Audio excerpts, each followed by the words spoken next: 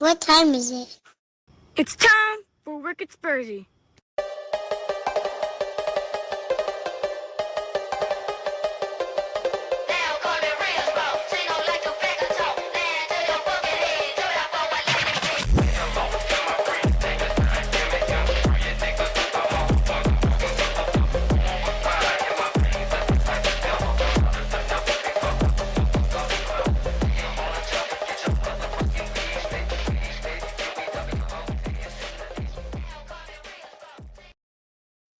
Hey, this is Wicked Spursy.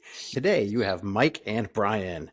I don't know where Steve is. Steve is technically having issues. I said we were having technical issues. He's technically having issues. So for now, you just get Brian and I. And Brian, how you been?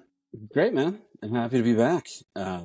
Wonderful weekend, with one exception for about right around 2 hours that we might end up discussing. But other than that, wonderful weekend, feeling very autumnal down here in Rhode Island. And yeah, I'm always happy to be back. And this is the first time just you and me, man. So, I mean, while I love the contributions of Steve from Vermont, this is kind of fun. Well, Brian from Rhode Island is always welcome on the pod, and as he is one of our new permanent members, you're always welcome. And it's fun to discuss things with you personally because I've known you longer than I've known Steve and Dave, so I think it's a conversation that we have is pretty seamless anyway. So. Mm-hmm. So my weekend consisted of taking my daughter to see fish, and found out really quickly that with the advent of legalized marijuana, that everybody has a joint. Every single person has a joint at a fish show, and I swear, Mr. DPS man, it was an accidental secondhand high. Right. I hope they don't take my daughter from me. I think there are worse things that could happen. They might just want to take my daughter from me just for bringing her to a fish show. But yeah, Phil Lesh had passed away on Friday, and so they did a nice tribute to Phil Lesh. Phil Lesh is the bass player from the Grateful Dead. I heard about that.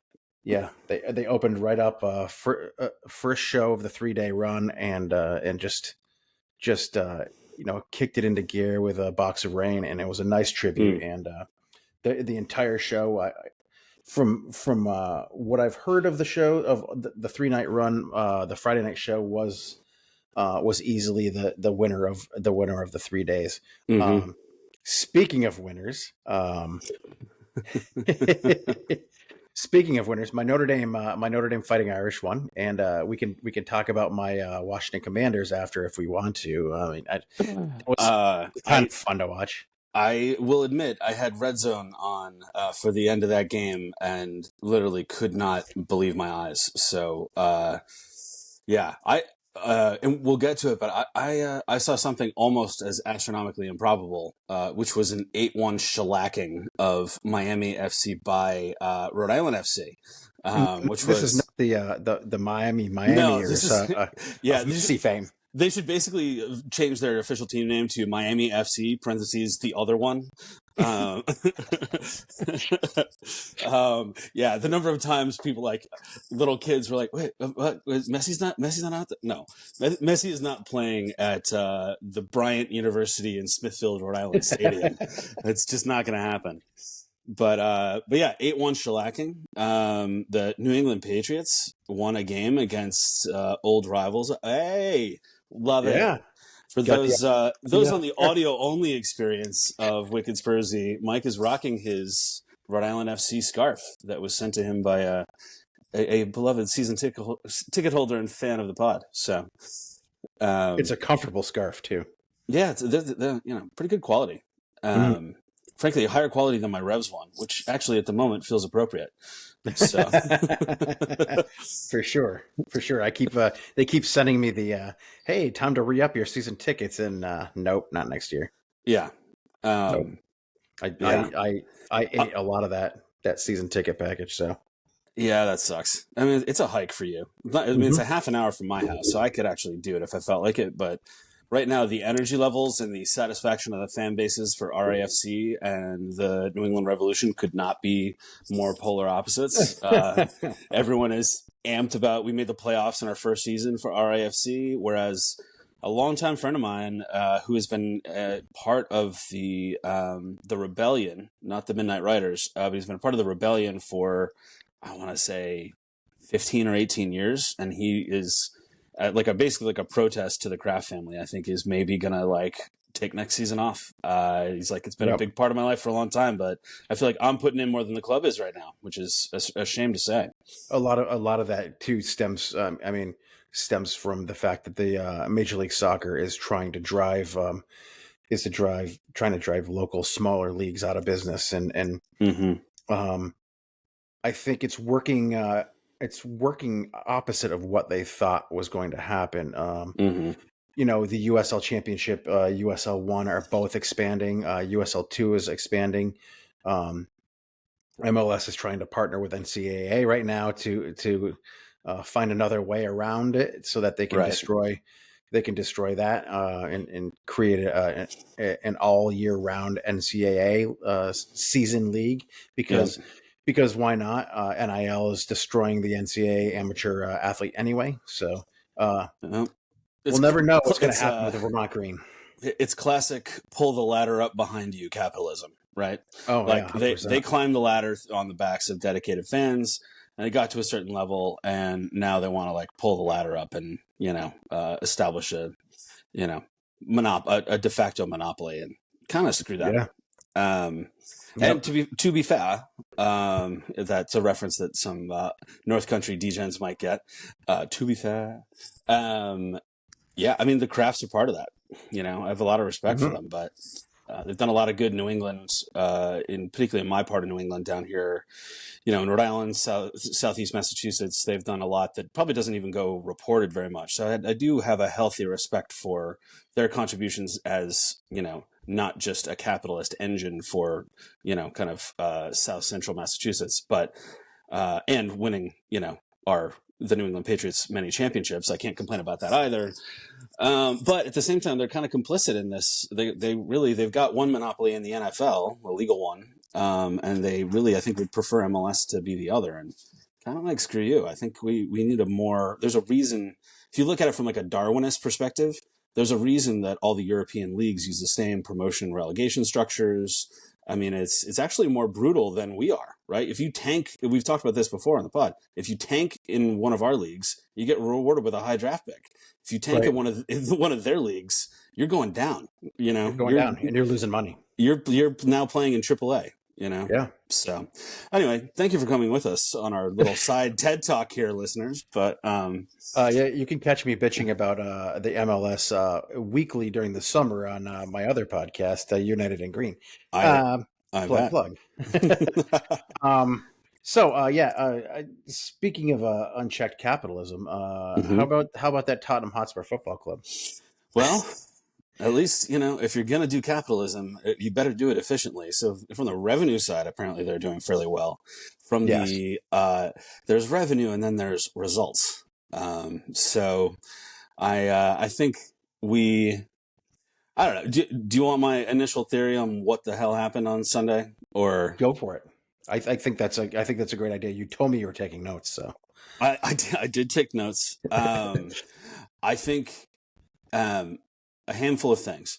The first, to me, like most important one, is that even though they got a little bit of time off, Destiny Udogie and Ramiro look gassed, and they look gassed from about the half an hour mark. Udogie in particular, and he has been, I think, one of the most influential players of the whole season. He's been one of the most efficacious, to use a word. He's been great. He's had a phenomenal season, and we have overworked him, I think, kind of through like lack of real threatening depth at left back. And I think that is it was something that has been made very apparent. If we can pull off some wizardry in January, I think left back is an area where we need a high quality backup to Udogie, because at this, I mean, forget him just being gassed. I think he's going to get injured. He's played the most minutes after Vicario all season. followed in third place, I believe, by Ramiro. So that we're leaning on these great guys. Van de Ven is also way up there because he's just so good. That's my other theory, by the way, is that I think that the play that led to the goal was Van de Ven's single worst play in a Tottenham Hotspur uniform. Yeah, it was. He looked like a spider on roller skates. Yeah, it was. That's a good one. What did you think? What were your like top observations? My top observations were that Crystal Palace came out and did what we wanted to do, which was press high, which was get us off of our game immediately, and Mm-hmm. which was to show Tottenham Hotspur that they weren't afraid of quote unquote Big Six team. That said, they also had nothing to lose, right? Yeah. So they're going out there. It can't get worse. It can't get worse. They're going out Yeah. there without having won a game the entire time. They know somehow that wicked Spursy Mike said that we were going to fucking thrash them.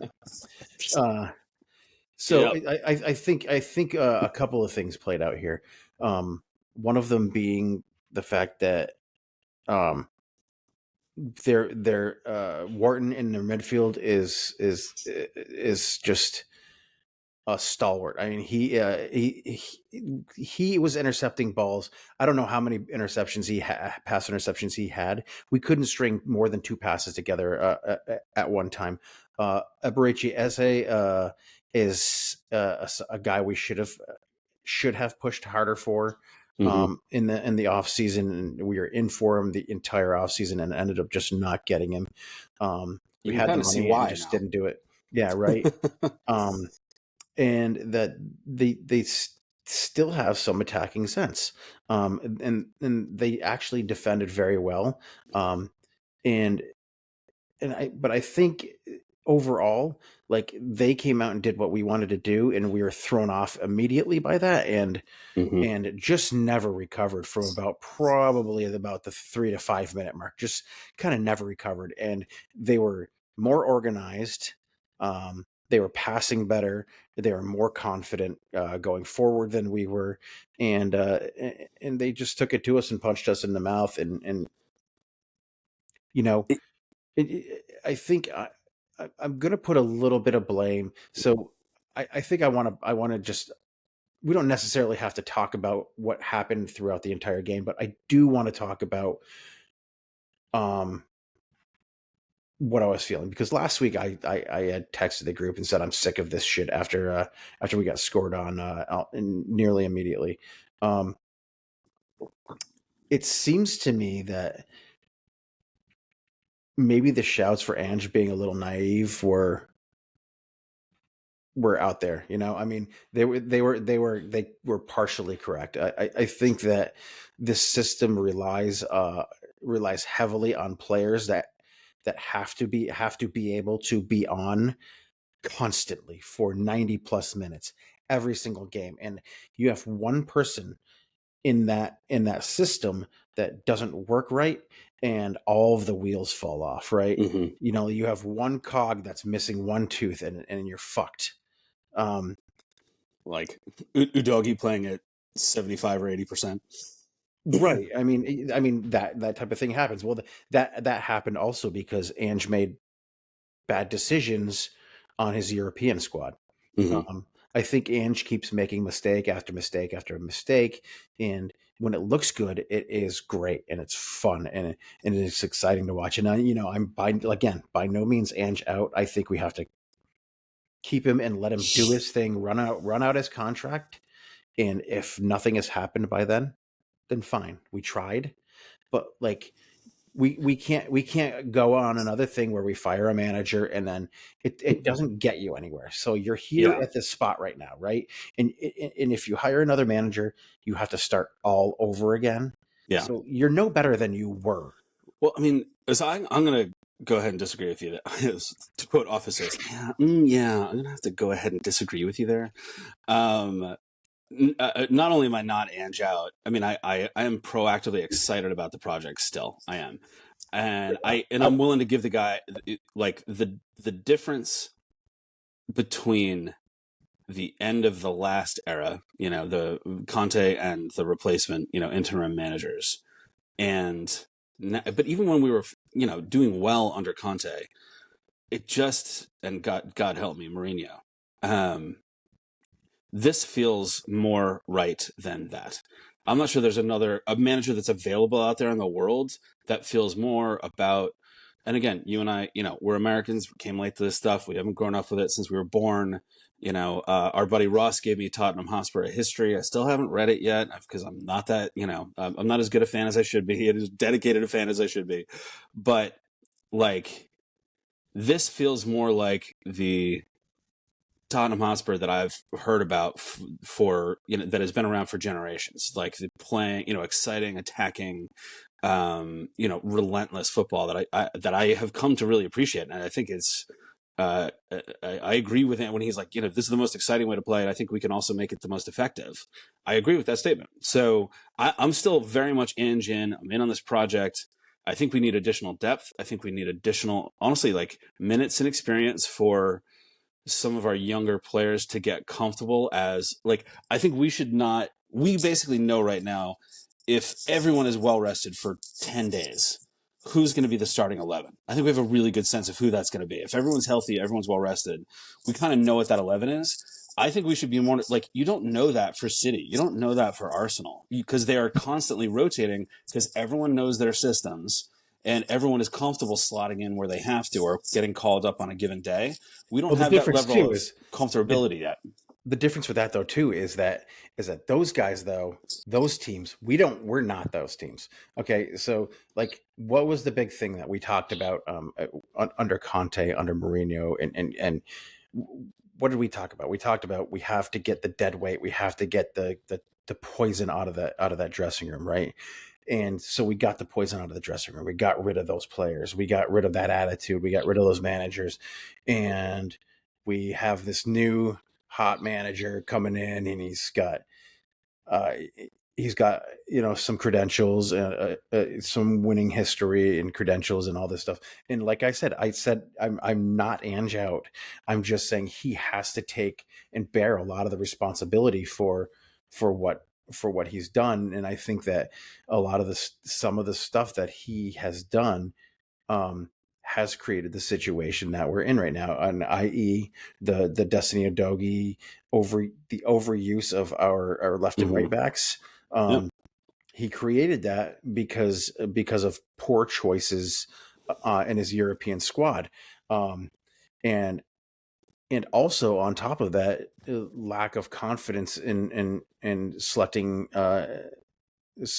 his starting lineups and players. I honestly think playing on a smaller pitch away was probably not the right way to start out Mikey Moore's career, at Tottenham Hotspur, especially when he's not a 1v1 specialist. When you're on a smaller pitch, you have to be able to take a man on. I think that Timo Werner probably would have stretched the field a little more. And been able to out hustle and but it's just Crystal Palace did everything right. Can I just offer before we go on to what they did right, because I agree with you. I think they did a lot right. Can I just say, just to be a devil's advocate for 1 second and look at this from, if we truly believe in Ange, and we truly believe that Ange has let's call it the medium to long term backing of the Tottenham Hotspur as an institution, right? Look at it from this standpoint, that we might say he's overusing Destiny Udogie. He might have, and you probably know who it is, he might have his kind of younger future left, the spiritual inheritor of Davies picked out, and thinks that kid is going to be ready, but he's not.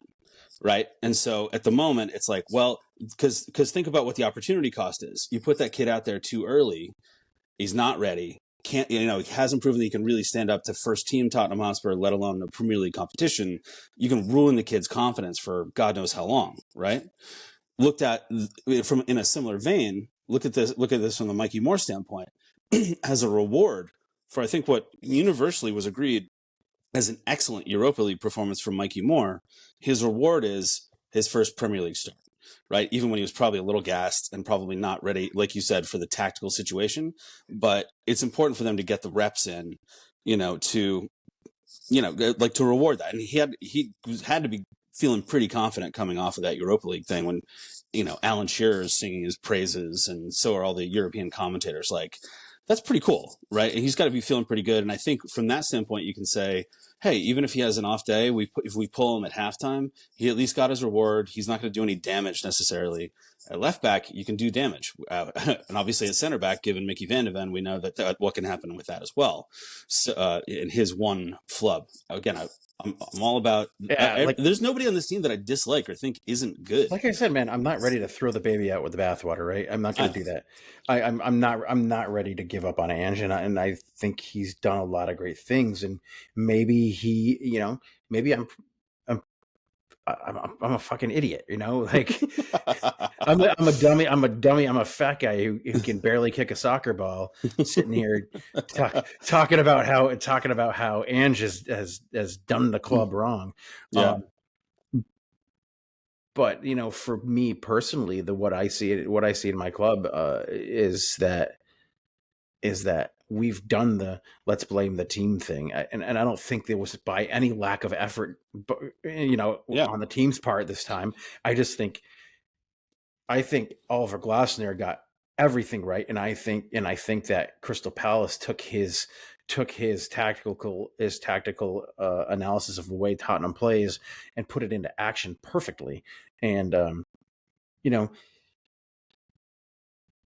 I'm not even ready to say Ange has been figured out, because he probably hasn't. There's probably a bunch of tricks in the bag. And he's showing that he's more willing to change this season than he was last season. And like I said, I think we need to give him through the end of his contract, at least a 3-year contract, to see what happens. If we're still sitting there, I mean, look at Arteta, like a few years back when they lost their first 3 games. Mm-hmm. What happened? Like Arteta out. They wanted to set Arteta on fire. Yeah. They wanted to drag him out of that stadium and set him on fire. And he ends up nearly clinching 4th place that year, if not for a Tottenham Hotspur team. So it's just that, like, how long can we sit here and punch at the wall constantly, Yeah. like as fans sit here and take this and say, oh my God, like, it's great. Oh no, it's great. Oh no, it sucks. Oh, it's great. Oh no, it sucks.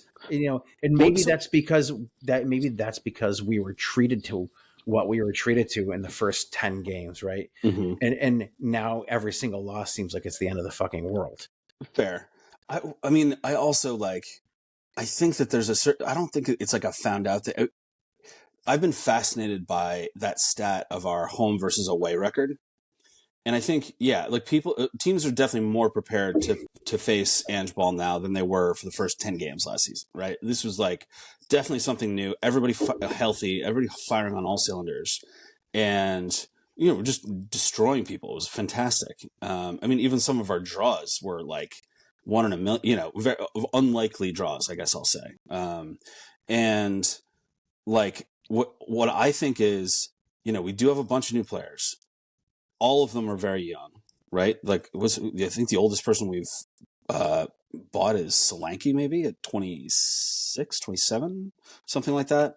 And he's great. I thought he had a decent game, I thought, against Crystal Palace. But I think he had a great game. Yeah, but I think that that the home versus away record, where we've been phenomenal at home and most of these gruesome losses have been away, I think that's experience. I just think they're just not used to that environment yet. I think, they're going to win the occasional, they're going to win away games. And I think they're just going to get better as the season goes on. I think they're better even than they were at the start of the season. I think when they're really clicking, they look like they're gelling more. And the 7 minutes, 3 goals against West Ham is like exhibit A of this can click and turn on a dime. This team is very rarely out of it. And I will also say, from the experience standpoint, and like we know nobody can quantify it because I've read about, can anybody quantify like momentum, etc., like in sports? And nobody's come up with like a really good theory yet, but when they do, I want to read it. But how many shots did we have off the post or like some miraculous hit? Like there were so many like how did that not go in moments from even just in the first half of the Crystal Palace game, and from like the inexperienced standpoint of some of these guys, how much does that completely change the game, right? Like who was it that had was it Madison had the shot off the left post early on? That like, again, the Michael Jordan thing, basketball's a game of inches, like 2 inches to the right. And that absolutely ricochets in like a bullet. Right. And then now it's a whole different ball game. The vibe for the players is less, we got to catch up, and more, hey, now we've got to establish ourselves. That's, I think, the purpose of the Decky equalizer in West Ham. I think that's what that did. Right. It was like, takes the pressure off these young guys of like, oh crap, we're down. They're overthinking it. And now they stayed level through halftime. And then I think Ange went in there and said, hey, like we have our game plan. We know how to play. We know how to do this. Just go out there and execute. You're better than these guys. And in those 7 minutes of the second half, they proved, yes, they absolutely are better than those guys. So yeah. I wonder if we just like didn't have that moment. And by the way, you do the blame the team thing. Ange in his post-match conference was actually, he did not at all. Didn't blame anybody. I think he was very circumspect and kind of like, they gave a lot of credit to Crystal Palace. They executed better than we did. We had some chances. They disrupted the game, disrupted our momentum, and a lot of stoppage play, stoppage time, all that stuff. But, anyway, so who are you going to blame for your hangover tomorrow, Mike? My hangover. And by asking that, may I? I don't know if you're in the mood for being interviewed about your drink choice, but I'm under instructions from the rest of the Wicked Spursy crew to ask one specific question at some time, whenever you'd like it. Oh, whenever you're ready, I suppose. Right, well, Mike, what you drinking? Well, Brian, I love when you ask that question. Today I am going to go with, let's see, what have we found here? Dear listeners, I do want to point out that, but prior to the start of recording of this podcast, Mike said that he was drinking a Guinness, and I was like, huh. And like, because I'm an idiot, it took me about a minute and a half to realize that he was just messing with me and was drinking a Guinness. So thank you for that. So please don't mess with our listeners like you did me. I did pull out this beer that I got from a good friend of ours who is having some apparently some plumbing issues. It's called Magic Wands by a beer company called Zool. Which like Ghostbusters? Yeah, so a little apropos for the season. Yeah. This beer is called Magic Wands, and it's got a cool little knight on there with a. All right. It's, neat. It's a raspberry cheesecake pastry sour. Jesus. I'm destined to hate this beer. Yeah, I've already got a number in mind. You haven't even cracked it yet. Oh, it's red. Did he give it to you as a practical joke or as like a, hey, you might actually like this? I don't know. Or it remains to be seen. I might have plumbing issues myself. It looks like the delicious red wine you were drinking earlier. Yeah. Oh, yeah. Roughly similar colors. Yeah. Except yours has legs and mine has lacing, as they would say. Oh. Yeah, it smells of raspberry. And cheesecake? I don't know about the cheesecake. I don't even know what this beer's about. It doesn't tell me anything on here except for the name, so I'm assuming the name is going to speak for itself. It's been well known that I don't like sour beers, but the last one we had from Zool was very similar. I think it was like a blueberry something or other. or blackberry something or other. And my guess is that it's probably going to be close to the same. We'll see.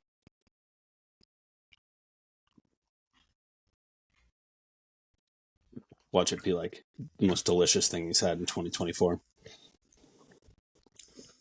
So much like the last one from this place, my assumption is that they only make sours. It's not. It doesn't seem like it's much of a sour to me. Those sours are typically like, those Belgian French beers that are have that yeasty, farmhousey, yeasty, natural yeast quality to them. This beer, it does that, but it's just got a lot of fruit in it, and it tastes like pie. To be honest. Well, it's like the shitty Beatles from Wayne's World, right? It's like, are they good? No, they suck. Oh well, it's not a particularly clever name, Yeah. I mean, who do you got tonight? Put it right on the front there. Jolly Green Giants and shitty Beatles. Are they good? No, they suck. So it's not just a particularly clever name. So anyway, that's funny that Trey and I always make that joke to each other. But the beer's fine. It does exactly what it says on the can. I mean, it's a raspberry. Yeah, I mean, not false advertising. It's not false advertising. It's got great lacing. It smells great. I don't particularly like the sour style, but I'm not picking up sour from this. I'm just picking up fucking fruit beer. It's tasty, but it's definitely for dessert. It's not hint of raspberry, hint of cheesecake. It is a full-on. All right, now don't look in the chat. I'm going to write something in the chat. It's an assault. It's an assault on the senses. All right. The chat doesn't. Oh, the chat. Oh, looks over here. Okay, it's over there. Yeah. All right. So, given the fact that it does what it says it's going to do, I don't particularly like the sour style. I tried to get into them, but now every sour is fucking fruited and I don't mind fruited beers. I've made it clear that I don't like fruit in my beer. How do you feel about cake and beer? Yeah. That's a little weird, but my guess is that they probably used lactose in it to give it that kind of creamy quality, and thus calling it cheesecake. But I'm going to go ahead and give this. I'm going to go 3.0, just based on the fact that it did what it said it was going to do, and it's not disgusting. Okay, I should have factored that in. I lowballed it.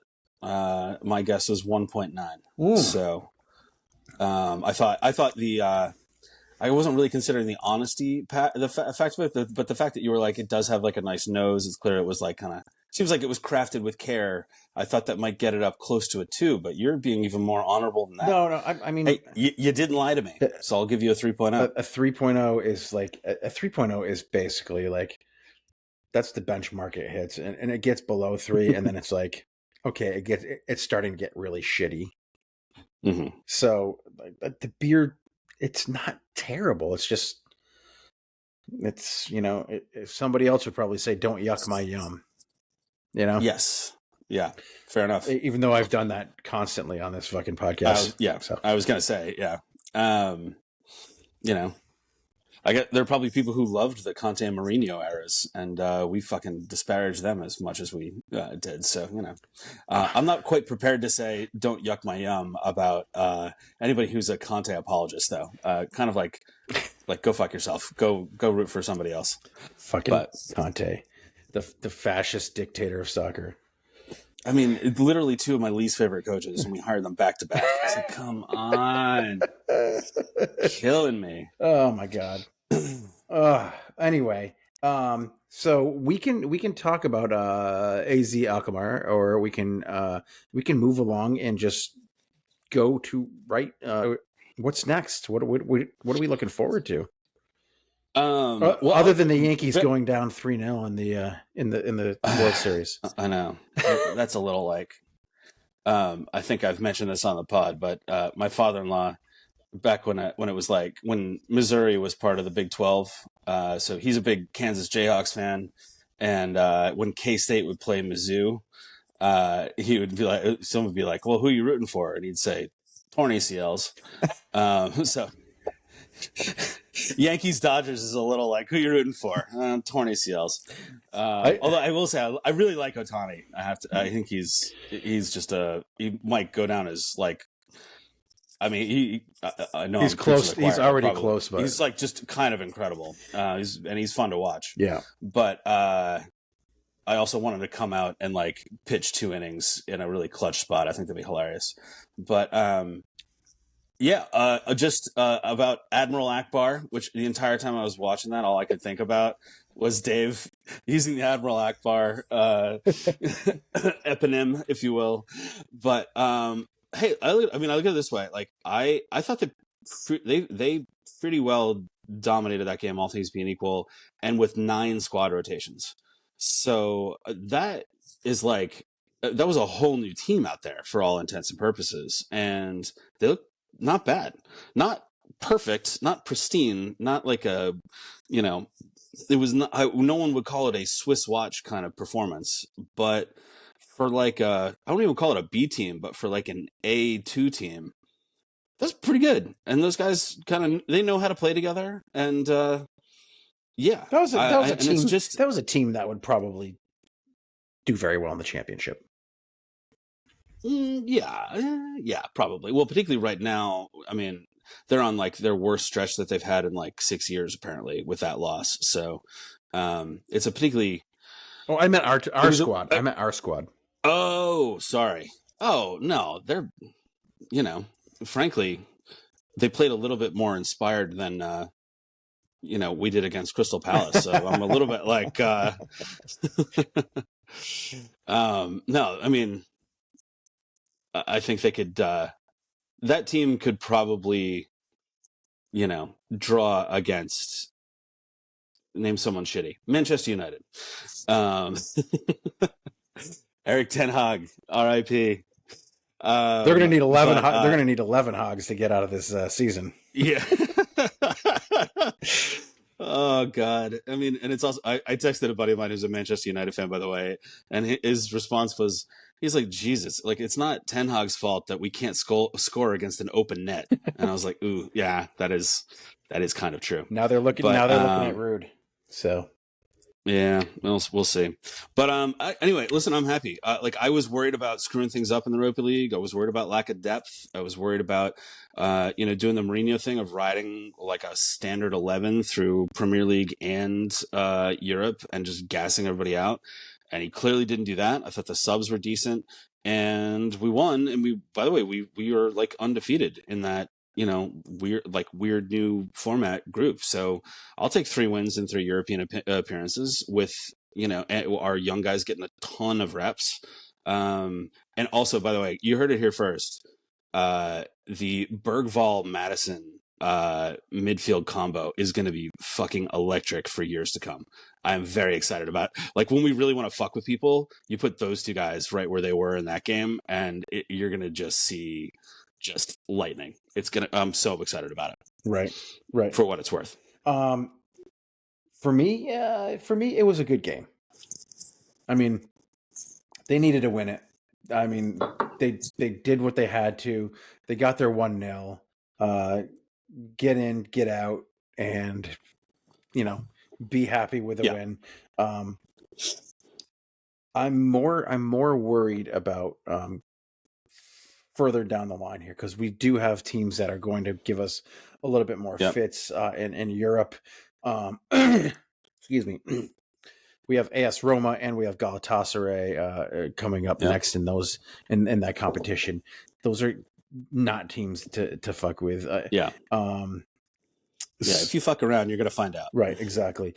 And that kind of goes back to what we were talking about earlier about not wearing guys out and that kind of stuff. Like, we need Son back, and we need a healthy Son back, and I don't know if like him coming back for a match and doing well, and then getting hurt again, and then picking up knocks. I mean, that's going to be par for the course for probably the rest of his career. Now he'll play, and then he won't play, and then he'll play, and then he won't play, and you have to manage his minutes, and it's going to be smart. We have to be smart about it. Yeah. But we do have Manchester City coming up in the fourth round, which I call it "Don't Care About" Cup, and Pep said that he's not using any of his first teamers in that game. He's not going to worry about that. I don't believe him. I believe that he does care about winning cups at all costs, and he doesn't care what kind of cup it is. He's not built like that. I think maybe he'll have a heavily rotated squad, but I don't think for a second that anybody believes that he's not going to play any of his first teamers. I mean, it's nonsense. Well, didn't he said the same thing about the Club World Cup? He's like, why do we need another competition for this? And it was like, yeah, sure, bud. We want that trophy. Exactly. Yeah. So real quick, I mean, do you think that it was in the back of the heads of the Tottenham Hotspur starters on Sunday, the fact that they were going to have Manchester City on Wednesday, or do you just think it was an off performance? And if we had equalized, we could have settled down and actually pulled it out. I think there was a little bit of both. I think there was a little bit of maybe the club or the team underestimating its opponent. And I think the presumption of points. Yeah, the presumption of points, and looking forward too far. Because you have City, and then right on the heels of City, you have Aston Villa again. Short turnarounds. It really sucks. Thursday, Sunday, Thursday, Sunday, Thursday, Sunday. Not easy to do, man. I mean, for two athletic specimens like you and me, obviously, like we would be out there for all of those 90s. But dude, I couldn't even do 2 nights of fish. So, yeah, I mean, it's going to be some tough sledding ahead, because we have Aston Villa, Man City, brutal. Galatasaray, all back to back. And then you have Ipswich sandwiched in there with Man City again, and then AS Roma. So November is going to be some tough sledding for our heroes in N17. It's not going to be boring. It's going to be required watching for sure. I mean, those are all. I mean, I think it'll be. I've said it before. Winston Churchill, he said, "I, for one, am an optimist. There doesn't seem to be much sense in being anything else." And so what I'm hoping for here from the optimistic kind of native point of view is that this is great experience for the entire extended roster in all competitions. We see some excellent and surprising performances from some of the supporting cast members. And I hope that we run the fucking table. We'll win every single one. Watch, we'll run the table, but we'll fucking lose to Ipswich Town. That seems like the most likely outcome, actually. I'm gonna text Trey, see if I can bet like a 9-part parlay on Spurs winning 8 games against some of the best teams in Europe, but losing to Ipswich Town. I think if I can get great odds on that, I could pay for Rose's college education. I don't know if Trey's going to give you those odds, but I'm sure he'd be willing to bet on it, though. I'm sure we can figure something out. All right.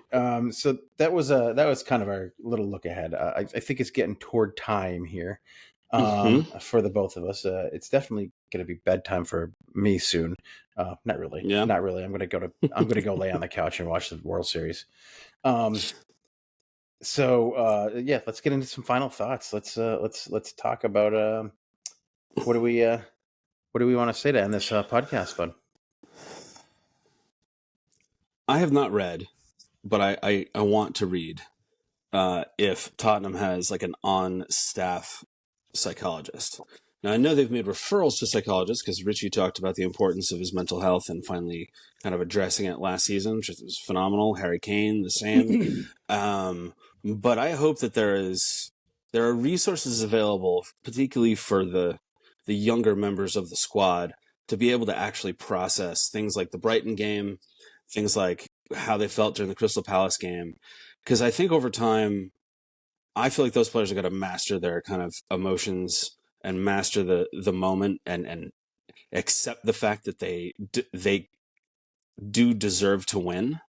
And there was a little bit of, I don't think that they thought that they deserved to win by about the 60 or 70th minute in this game, Crystal Palace, and certainly the godforsaken Brighton game. There was just a bewilderment that this could possibly be happening. And again, that this could be happening. I'm using the passive voice there intentionally by saying if you're using the passive voice, like this is happening to me, you're not saying I'm controlling this game. We have the talent to control the game against just about anybody. And I think a lot of this stuff is mental and it will take a second, but I think it's going to click because Ange is not going to give up on them, right? He's still going to make changes. He's going to do everything. But I think this really is a long-term project. And I think the second that they appreciate that they do have the talent to go toe-to-toe with anyone at any time, we're going to blow it open. I'm very excited. So that's Captain Optimism signing off for on my final thoughts for right now. I'm going to go ahead and say that that I 100% agree with you on the mental stability of this team. I think as long as they have some ability to understand what they're doing, what they're working with, and that they can win, and they can continue to drive this club and team forward, then they're going to be very successful. The problem is that do they get down on themselves if they go a goal down, or do they get too cocky, Yeah. and stumble against a team like jolly old Ipswich Town. It's mental health and mental stability to be able to push yourself through this season, through any season of a professional sport, is probably one of the hardest things to do. These seasons are so long. There's so much expected of these players, and that's where we need to manage these players. And I'm hoping, like you said, that Tottenham Hotspur has some sort of structure available for them. So, Here. That's going to be Wicked Spursy for the night, folks. So, Hell yeah. Since Steve isn't here and he's working on getting his toilet flushed, what would Steve normally say?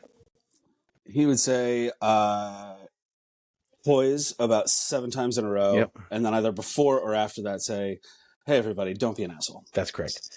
And, Yay! And if Dave were here, he would ask me, hey, Mike, what do you have to say to sign off? And I would say, everybody, I just want you to go out there, tread lightly, and be safe. And Tottenham Hotspur action. It's fantastic. Fantastic.